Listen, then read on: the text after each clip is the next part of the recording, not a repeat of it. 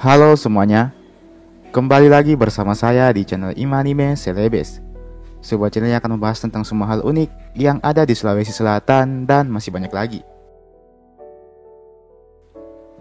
Di video kali ini, kita akan kembali melanjutkan serial Ila Galigo. Dan kini, kita telah memasuki episode yang ke-102. Oke, sebelum kita memasuki pembahasan, seperti biasa, saya mau mengajak teman-teman semua buat yang belum subscribe, supaya bisa terlebih dahulu tekan tombol subscribe-nya, supaya channel ini bisa terus berkembang dan memberikan informasi, hiburan, serta wawasan kepada kita semua. Oke, kalau sudah, langsung saja mari kita memasuki pembahasan. Inilah dia Ila Galigo series episode yang ke-102.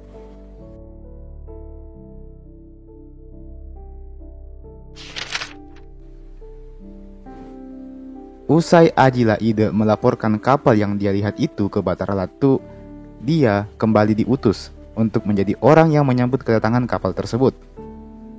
Ajila Ide awalnya sangat waspada, sebelum akhirnya dia mengetahui bahwa yang datang itu adalah Lawajok Langi, seorang raja kenalan Sauri Gading, yang sepertinya lambat datang ke Aleluwu.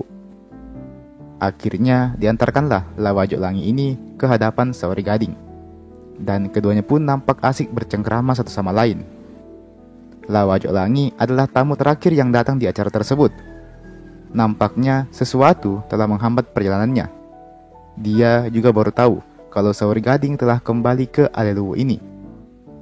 Alhasil, jadilah pesta jilid 2 digelar dengan tujuan untuk menjamu Lawajok Langi ini. Sementara itu, Ajila Ide sendiri telah berniat untuk kembali ke Alicina. Dia berpamitan dengan para pembesar istana di Aleluwu. Ajila Ide adalah anggota keluarga raja pertama yang pamit untuk pulang. Tak lama setelah itu, kini giliran Sauri Gading dan seluruh rombongannya yang akan pamit dan kembali ke Alicina. Mereka semua pun berpamitan dengan Batara Latu dan istrinya, We Datu Sengeng.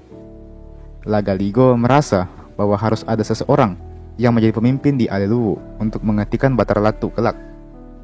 Olehnya itu, Lagaligo menyuruh anak laki-laki hasil dari perkawinannya dengan Wetendri Angka untuk tetap tinggal di Aleluwu dan mengambil alih tonggak kekuasaan Luwu kelak. Anak laki-laki itu bernama La Tendritata, La Sinapati, Pasaung Lolo Toware. Selain itu, anak dari La Panandrang, yakni La Sulolipu, juga diperintahkan untuk tetap tinggal di Aleluwu dan menjadi tangan kanan La Tendritata. Alhasil, dipersiapkanlah perahu besar Walendrenge.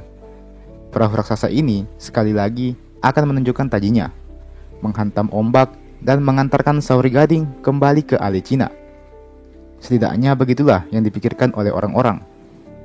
Namun, Sauri Gading sendiri sudah tak yakin dengan hal itu. Dia teringat dengan percakapannya bersama Guru Riselek yang memintanya untuk menjadi pemimpin di Pertiwi. Maka Sauri Gading sudah punya firasat bahwa mungkin dia tidak akan sampai ke Alicina. Mungkin ini adalah pelayaran terakhirnya, dan mungkin dia akan mati dalam pelayaran ini, dan kemudian turun ke kerajaan Pertiwi. Singkat cerita, berangkatlah perahu Walendrenge ini mengarungi lautan. Terdapat pula kapal-kapal lain yang mengikutinya, termasuk kapal milik Lagaligo dan ke-70 pengawalnya. Awalnya, perjalanan tampak aman-aman saja, sebelum akhirnya cuaca mendadak mendung. Angin bertiup kencang, membuat ombak di lautan semakin mengganas. Para kru kapal Sauri Gading mencoba sekuat tenaga untuk mempertahankan posisi kapal mereka. Namun, seperti yang sudah dijanjikan, perahu Walendrenge milik Sauri Gading terkena ombak raksasa yang membuat perahu tersebut tenggelam ke dalam lautan. Sisa-sisa armada Sauri Gading yang menyaksikan hal itu hanya mampu meratap. Semuanya bersedih bukan main. Ombak panas tersebut benar-benar telah menenggelamkan perahu Walendrenge tanpa jejak. Alhasil, sisa-sisa kru kapal tersebut memutuskan untuk kembali saja ke Aleluwu. Memang, yang tampak dari luar adalah tenggelamnya kapal Walendrenge ini. Namun, yang terjadi sebenarnya adalah Saori Gading, Iwe Cudaik, dan yang lainnya sedang digiring untuk memasuki kerajaan Pertiwi. Dan mereka pun kini telah tiba di sebuah kerajaan perbatasan antara Pertiwi dengan bumi. Kerajaan ini bernama Lapi Tana. Kerajaan ini dipimpin oleh anak bungsu dari Guru Riselek dan Sinauk Toja yang bernama Rambang Ritoja. Saori Gading pun bertemu dengan Rambang Ritoja ini. Mereka bercakap-cakap dan saling memperkenalkan diri satu sama lain. Bisa dibilang kalau Rambang Ritoja ini adalah kakek dari Saori Gading, karena Rambang Ritoja ini adalah adik dari Wenyelik Timo, istri Batara Guru yang juga adalah kakek Saori Gading. Sementara itu, Iwe Cudaik masih belum terima kalau mereka akan selamanya tinggal di Pertiwi. Dia masih mau ke Alecina.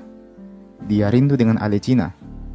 Tak ayal, Iwe Cudaik kembali ke sifat lamanya, menangis, merengek, dan meratapi dirinya yang dianggap sedang sial ini. Usai percakapan Saori Gading dengan Rambang Ritoja usai, Saori Gading memutuskan untuk pamit. Dirinya ingin segera menuju ke pusat dari kerajaan Pertiwi. Maka berlanjutlah perjalanan Walendrenga ini, mengarungi bawah lautan. Pemandangan yang terasa asing tentunya bagi Saori Gading dan para kru kapalnya. Sangat berbeda dengan di bumi dan juga di langit. Di bawah lautan ini penuh sekali dengan keindahan yang susah untuk dijelaskan oleh mata mereka. Bersama Saori Gading sejatinya ikut pula Ila Galigo beserta ke-70 pengawalnya. Selain itu, Lapa Nandrang, Lama Saguni juga ikut bersama dengan Saori Gading. Mereka terus melanjutkan perjalanan menuju ke dalam lautan yang semakin luas, sebelum akhirnya tibalah mereka di istana milik Guru Riselek dan Sinauk Toja. Kedatangan Saori Gading ini disambut dengan sukacita. Perayaan dan pesta super meriah digelar oleh Guru Riselek. Biar bagaimanapun dia merasa bahagia. Akhirnya telah datang sosok yang pantas untuk menggantikannya memimpin di kerajaan Pertiwi. Sementara itu, berita tenggelamnya kapal Walendrenga ini telah sampai ke telinga Batara Latu dan istrinya. Keduanya pun langsung sakit seketika. Keduanya meratap berhari-hari tanpa peduli lagi dengan kerajaan Luwu yang butuh seorang pemimpin. Batara Latu merasakan kesedihan yang teramat dalam. Dia mengira bahwa anak cucunya itu telah meninggal dunia. Merasa kasihan dengan kondisi Batara Latu, maka Datuk Palinga pun memutuskan untuk menyuruh suaminya, yakni Sang Patotoe, untuk sekali lagi turun ke bumi dan menemui Batara Latu. Sang Patotoe yang sejatinya memang selalu menuruti perkataan istrinya ini pun langsung turun ke bumi. Di bumi, Sang Patotoe menceritakan semuanya kepada Batara Latu tentang Saori Gading yang telah dikirim ke Pertiwi serta akan menggantikan Guru Riselek di sana. Tak hanya itu, Sang Patotoe juga menawarkan agar Batara Latu pun ikut turun ke Pertiwi dan tinggal di sana bersama dengan istrinya tentunya. Selain itu, Sang Patotoe juga memerintahkan agar semua Tomanurung dari Tompotika, Wewang Driuk, dan kerajaan-kerajaan lainnya untuk kembali ke langit. Meski begitu, Sang Patotoe mewasiatkan agar para kerajaan tersebut menyisakan satu orang keluarganya untuk menjadi pemimpin penerus mereka di bumi. Batara Latu setuju dengan tawaran itu. Maka pada akhirnya dia pun juga ikut turun ke kerajaan Pertiwi bersama dengan istrinya tentunya.